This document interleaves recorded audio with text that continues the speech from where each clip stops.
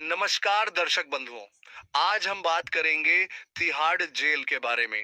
Tihar jail में महिला कैदियों की जिंदगी कैसी होती है और जहां क्यों महिला कैदियों के साथ शोषण होता है और उनके साथ रात में क्या क्या किया जाता है, ये आप सुनोगे तो आप भी हैरान रह जाओगे।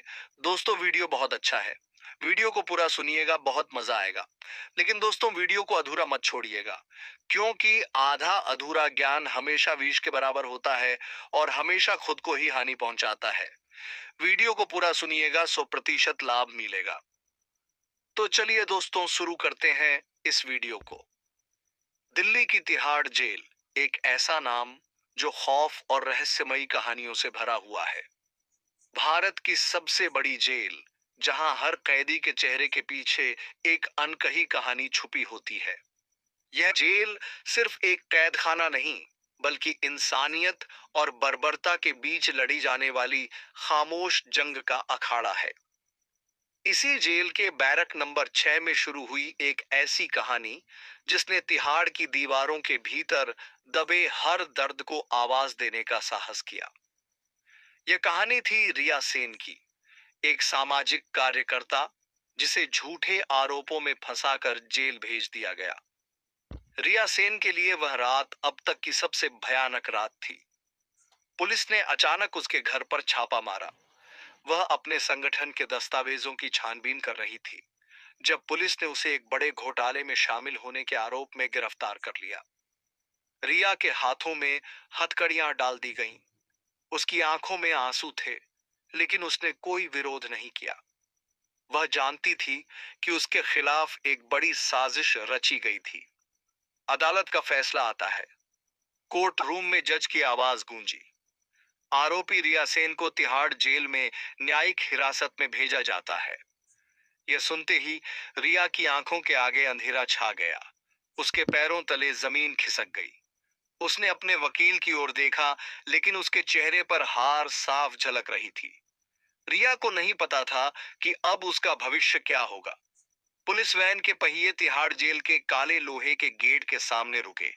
गेट के ऊपर बड़ा सा बोर्ड था, तिहाड़ केंद्रीय कारागार। जेल के भीतर कदम रखते ही पहली प्रक्रिया थी तलाशी। कपड़े उतारो, गार्ड की कठोर आवाज गूंजी। रिया सिहर उठी। जल्दी करो, यहां इज्जत की कोई कीमत नहीं है। रिया की आंखों में आंसू थे, लेकिन उसने अपने आंसू पोंछ लिए। यहां कमजोर दिखना मौत को न्योता देने जैसा था।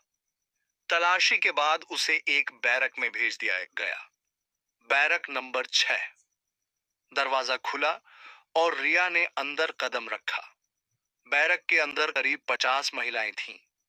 किसी के चेहरे पर डर तो किसी के चेहरे पर नफरत। बैरक की बॉस थी सविता, एक खतरनाक महिला जो हत्या के आरोप में उम्र कैद की सजा काट रही थी। नई आई है? सविता ने भारी आवाज में पूछा। मैं किसी की गुलाम नहीं हूं, रिया ने सख्ती से कहा। बैरक में सन्नाटा छा गया। पहली रात को रिया को कोने में एक पुराना गद्दा दिया गया। रात गहराती गई, लेकिन उसे नींद नहीं आई। आसपास की आवाजें उसके कानों में गूंज रही थीं। किसी की सिसकियां, किसी की फुसफुसाहटें। अचानक सविता के गुट की 4 महिलाएं उसके पास आ गईं। नई आई है तो हमारे नियम सीखने होंगे।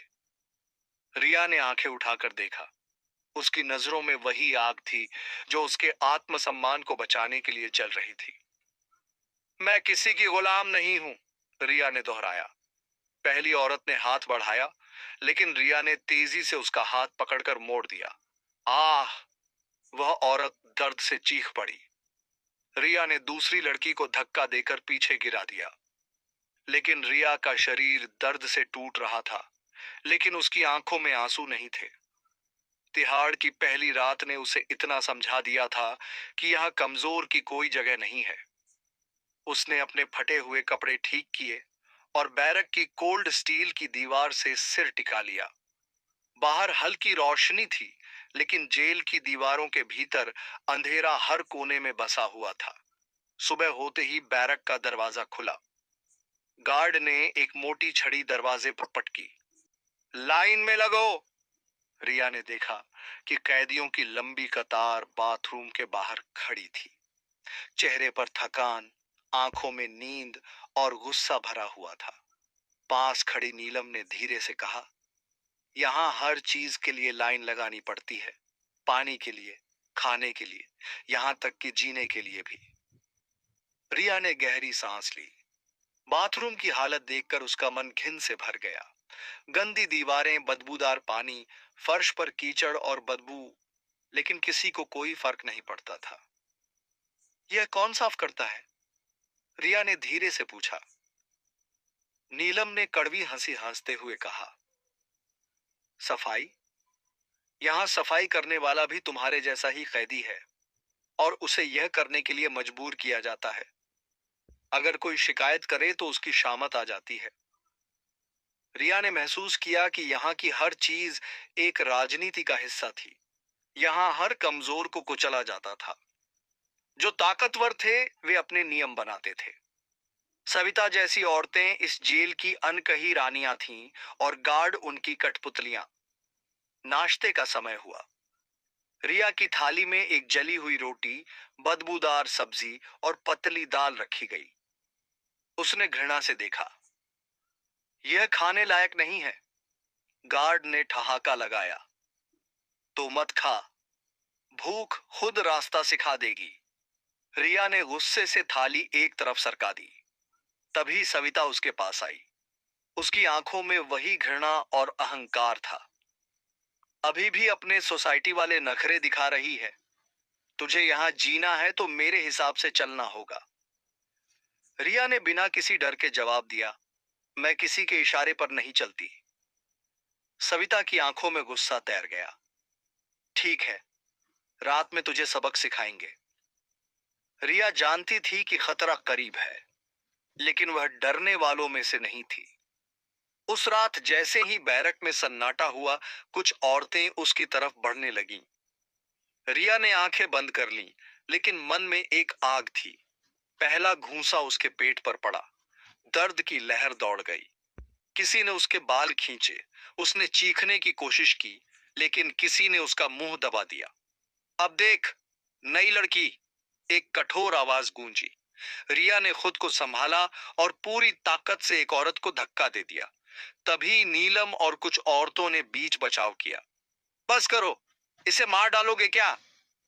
औरतें पीछे हट गईं, लेकिन सविता मुस्कुरा रही थी। ये तो सिर्फ ट्रेलर था। अगली बार जुबान चलाई तो और बुरा होगा।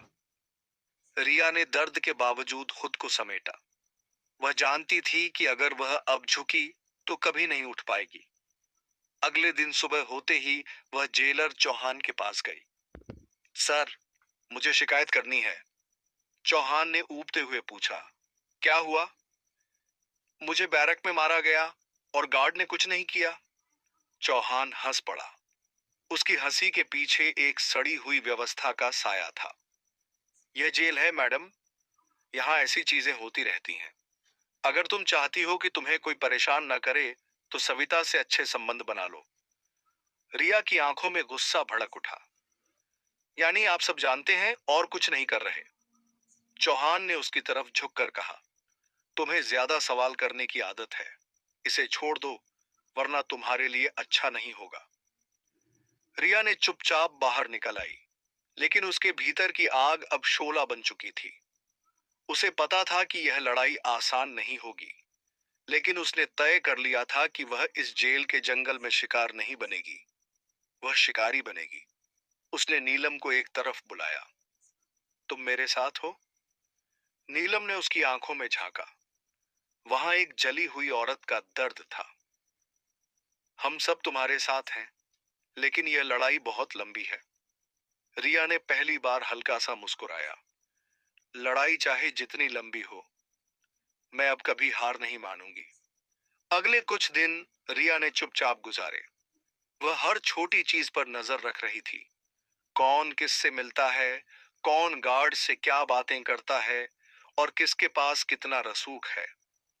नीलम और कुछ औरतें धीरे धीरे उसके साथ हो गईं। उन्होंने सफाई का काम अपने हाथ में लिया। बैरक की दीवारें चमकने लगीं। गार्ड्स ने पहले तो मजाक उड़ाया, लेकिन जब कैदियों ने मिलकर बगावत के सुर उठाए तो वे चुप हो गए। रिया ने सविता की सत्ता को चुनौती देना शुरू कर दिया। छोटी छोटी बातों पर टोकना, कैदियों को संगठित करना और गार्ड्स की मनमानी के खिलाफ आवाज उठाना। धीरे धीरे तिहाड़ के अंधेरे कोनों में एक नई रोशनी उभरने लगी थी। सविता के गुट ने फिर से रिया को मारने की योजना बनाई, लेकिन इस बार रिया तैयार थी। उसने कैदियों के बीच एक गुप्त समूह बना लिया था। वे रात में गुप्त रूप से मिलते और अपनी लड़ाई की योजना बनाते। एक रात जब सविता ने हमला करवाया, रिया और उसकी साथी औरतों ने जमकर मुकाबला किया। जेल में पहली बार सविता की हुकूमत को चुनौती मिली। गार्ड्स भी हैरान थे। फिर जेलर ने रिया को कोठरी में बंद कर दिया। रिया को अकेली कोठरी में बंद हुए 24 घंटे बीत चुके थे। कोठरी की दीवारें नमी से सनी हुई थीं और भीतर एक अजीब सी सीलन भरी बदबू फैली हुई थी। खाने को कुछ नहीं दिया गया था, केवल एक गंदा पानी का जग रखा था जिसमें तैरते हुए काई के धब्बे साफ दिख रहे थे। उसकी आंखों में नींद नहीं थी, लेकिन बदन थकान से चूर हो चुका था। वह दीवार के सहारे बैठी थी और उसे अपने बीते जीवन की सारी घटनाएं एक एक कर याद आ रही थीं। किस तरह उसने बाहर की दुनिया में औरतों के हक के लिए लड़ाई लड़ी थी। किस तरह उसने बाल विवाह, दहेज प्रथा और घरेलू हिंसा के खिलाफ आवाज उठाई थी। अब वही रिया तिहाड़ की चार दीवारी में बंद थी, जहां अन्याय के खिलाफ आवाज उठाने की सजा दी जाती थी। लेकिन वह जानती थी कि यह सजा केवल उसके लिए नहीं थी। यह सजा उन सभी औरतों के लिए थी जो सालों से तिहाड़ के अंदर घुट घुट कर जी रही थीं। तभी दरवाजे के बाहर किसी के कदमों की आहट सुनाई दी। लोहे की सलाखों के पार से जेलर चौहान की परछाई दिखाई दी। कैसी चल रही है समाज सुधारक की भूख हड़ताल? चौहान ने तंज कसा। रिया ने कोई जवाब नहीं दिया। तुम जैसे लोग सोचते हो कि यहां तुम्हारा कानून चलेगा? यहां का कानून हम चलाते हैं। तुम अगर अपनी जान बचाना चाहती हो तो यही वक्त है। माफी मांग लो और सबके सामने कह दो कि तुम्हारी भूख हड़ताल एक गलती थी। रिया ने उसकी आंखों में आंखें डालकर देखा। उसकी आवाज धीमी मगर मजबूत थी। मुझे अपनी जान की परवाह नहीं, पर जो आवाज एक बार उठ चुकी है उसे दबाया नहीं जा सकता। मैं तो एक हूं, लेकिन बाहर की दुनिया में बहुत सारी औरतें हैं जो हमारे लिए लड़ेंगी। चौहान का चेहरा तमतमा गया। उसने सलाखों पर जोर से लाठी पटकी और बड़बड़ाते हुए चला गया। रिया की भूख हड़ताल की खबर धीरे धीरे जेल के हर कोने में फैल चुकी थी। बैरक नंबर 4 में बंद नीलम ने बाकी कैदियों से फुसफुसाकर कहा, अगर रिया इतनी बड़ी सजा झेल रही है तो हम क्या मुंह छुपाकर बैठे रहें? धीरे धीरे बाकी कैदियों ने खाना छोड़ना शुरू कर दिया। अब भूख हड़ताल में शामिल कैदियों की संख्या बढ़कर 40 हो गई थी। चौहान और सविता मैडम के चेहरे पर चिंता की लकीरें साफ दिख रही थीं। अगर यह विरोध ज्यादा दिन तक चलता रहा तो जेल प्रशासन की पोल बाहर की दुनिया तक पहुंच सकती थी। रिया की हालत बिगड़ने लगी थी, लेकिन उसकी आंखों में अभी भी उम्मीद की लौ जल रही थी। अगली सुबह जेल के बड़े अफसर निरीक्षण के लिए आए। रिया को जबरदस्ती बाहर लाया गया। उसका चेहरा उतरा हुआ था, लेकिन आंखों में वही तेज था। क्या तुम भूख हड़ताल खत्म करोगी? अफसर ने पूछा। रिया ने धीरे से कहा, जब तक जेल के अंदर महिलाओं का शोषण बंद नहीं होगा, तब तक हमारी हड़ताल जारी रहेगी। सविता मैडम के चेहरे पर डर की परछाई दौड़ गई। चौहान के माथे पर पसीना छलक आया। आखिरकार जेल प्रशासन को झुकना पड़ा। कैदियों के लिए बेहतर खाना, सुरक्षा और महिला कैदियों के लिए अलग शिकायत बॉक्स की व्यवस्था लागू की गई। रिया को 48 घंटे बाद अकेली कोठरी से बाहर निकाला गया। वह कमजोर थी, लेकिन उसकी आंखों में नई क्रांति की चिंगारी थी। उस दिन तिहाड़ की चार दीवारी में सिर्फ भूख हड़ताल नहीं हुई थी, बल्कि पहली बार वहां की महिलाओं ने अपने आत्मसम्मान के लिए आवाज उठाई थी। रिया ने अपने दर्द को ताकत बना लिया था और अब वह जानती थी कि यह लड़ाई अभी खत्म नहीं हुई थी, बल्कि यह तो बस एक शुरुआत थी। एक रात रिया ने नीलम को बुरी हालत में देखा। वह कांप रही थी, कपड़े फटे हुए थे और उसके चेहरे पर खरोंचों के निशान थे। ये कब तक चलेगा नीलम? रिया ने पूछा। जब तक हम जिंदा हैं तब तक। नीलम की आवाज कांप रही थी। रिया ने उसी रात ठान लिया, अब यह जुल्म खत्म हुए नंदो। अगले दिन बैरक में एक हलचल थी। रिया ने सभी कैदियों को इकट्ठा किया। अगर हम एकजुट हों तो सविता और चौहान दोनों को गिरा सकते हैं, लेकिन इसके लिए हमें डर छोड़ना होगा।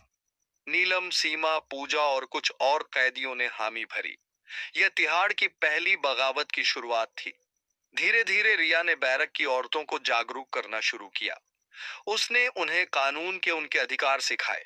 उसने बताया कि हर कैदी को शिकायत दर्ज करने का हक है, लेकिन जेल प्रशासन जानबूझकर उनकी आवाज को दबाता है। चौहान को इस बगावत की भनक लग चुकी थी। उसने रिया को अलग कोठरी में डाल दिया, लेकिन यह आग अब बुझने वाली नहीं थी। बैरक नंबर 6 की कैदियों ने धीरे धीरे काम बंद कर दिया। उन्होंने गार्ड्स के आदेश मानने से इनकार कर दिया।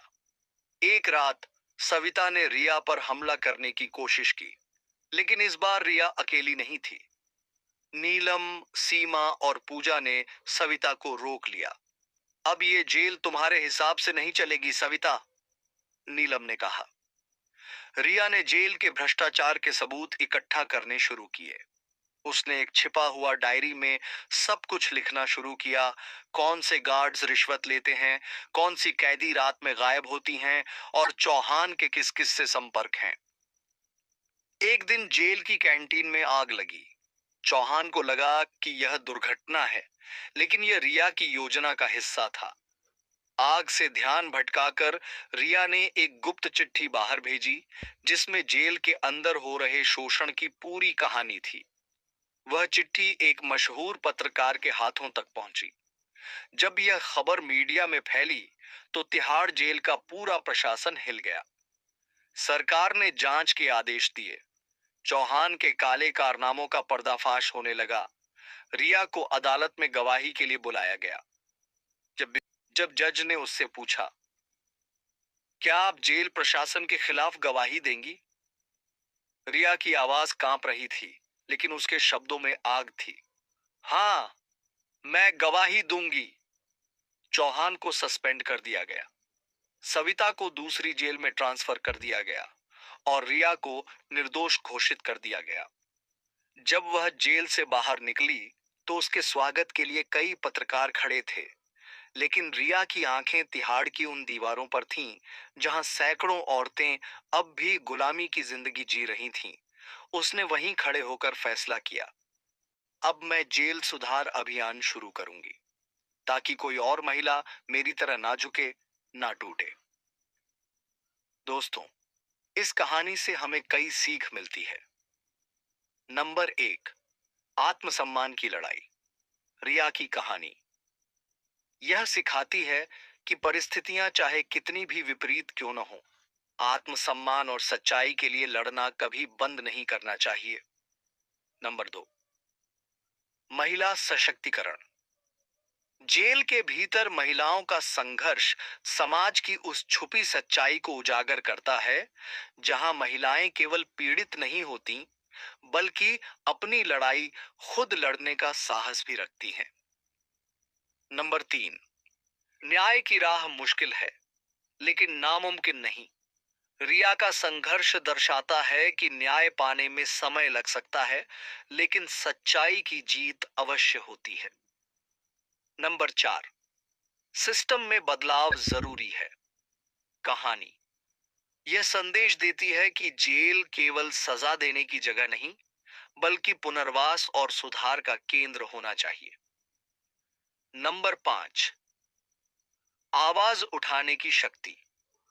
अगर एक महिला अपनी आवाज उठाने का साहस करे, तो वह न केवल खुद को, बल्कि समाज की कई महिलाओं की जिंदगी बदल सकती है। नंबर 6, संवेदनशीलता और मानवता। हर कैदी के पीछे एक कहानी होती है। समाज को चाहिए कि वह उनके अपराध के पीछे छिपी परिस्थितियों को समझे और पुनर्वास का मौका दे। दोस्तों, आज की यह तिहाड़ जेल की कहानी आपको पसंद आई हो तो वीडियो को एक लाइक और चैनल को सब्सक्राइब जरूर करें और कमेंट बॉक्स में जय हिंद जरूर लिखें। और फिर से मिलेंगे एक और नई कहानी के साथ। तब तक के लिए आप सभी को दिल से धन्यवाद।